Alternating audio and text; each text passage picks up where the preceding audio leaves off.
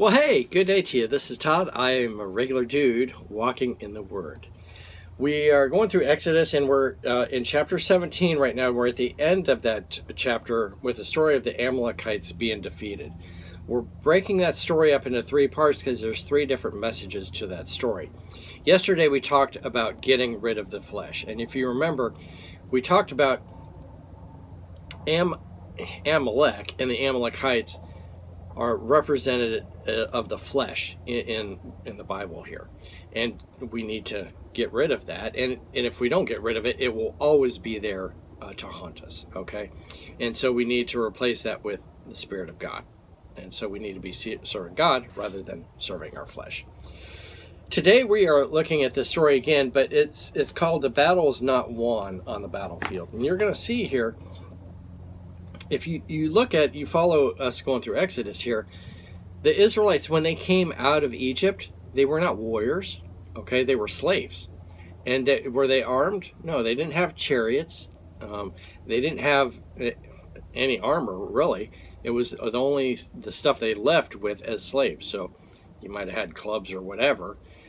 So these guys were not warriors, but God was, training them up to be that. So this battle that happens today, it's all in God's hands, and you're going to see how that plays out. It's not because the nation of Israel was that mighty at this point. Let's read here today. This is taken from Exodus 17, verses 8 through 16. The Amalekites came and attacked the Israelites at Rephidim. Moses said to Joshua, "Choose some of the men and go out to fight the Amalekites. Tomorrow I will stand on top of the hill with the staff of God in my hands." So Joshua fought the Amalekites as Moses had ordered, and Moses and Aaron and Hur went to the top of the hill. As long as Moses held up his hands, the Israelites were winning. But whenever he lowered his hands, the Amalekites were winning. When Moses' hands grew tired, they took a stone and put it under the hem, and he sat on it. Aaron and Hur held his hands up, one on one side and one on the other, so that his hands remained steady till sunset. So Joshua overcame the Amalekite army with the sword. Then the Lord said to Moses, "Write this on the scroll as something to be remembered, and make sure that Joshua hears it, because I will completely blot out the name of Amalek from under heaven."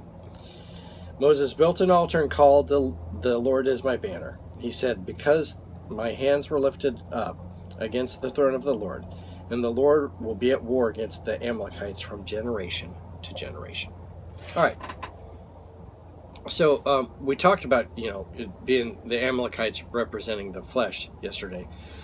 But today I want to talk about how the battle was not won on the battlefield, because the Israelites were not a great military power at that time. And so they're coming here. But what did Moses take on top of the mountain? Well, he took his staff, and it says here that he took, "I will stand on top of the hill with the staff of God in my hands." Not just any staff, but the staff of God. So he was taking the staff of God in his hands, and then he took Aaron and Hur up with him. And the Bible says that as long as he held up that staff, Israel was winning. But when he lowered it, the staff of God, when it grew, when his arms got tired and so forth, it lowered, they were losing. And so he needs Aaron and Hur to help him out to hold up his hands. But the whole point here is this, that the battle was won because God was with them and was fighting for them, and Moses had that staff. Now the staff wasn't some magical thing, but it represented God. Okay, and as long as he held that up, they were winning. And so it represented God being with him. I'm lifting up God. In my life, I'm going to be winning a lot if I'm lifting up the Lord. If I'm lifting up myself and lifting up my own flesh, not going to be so good. All right, but I'm winning when I lift up the Lord. And so I encourage you today, in the things that you do, the honor and glory should be given to God. It shouldn't be given to you. Like, oh, look how great I am. Look what I did. Yeah, you're just a human with flesh. But we need to be pointing to God and looking at what God did. And Moses concludes this section by building an altar. He was like, God won this battle. And so he was going to make it concrete in the minds of the people that God won this battle. He was going to build that altar, and he was going to make sure that story was told from generation to generation. Thanks for watching. I am a regular dude walking in the Word, and I look forward to seeing you tomorrow as we continue our journey through Exodus. Lord's blessing. I'll see you then.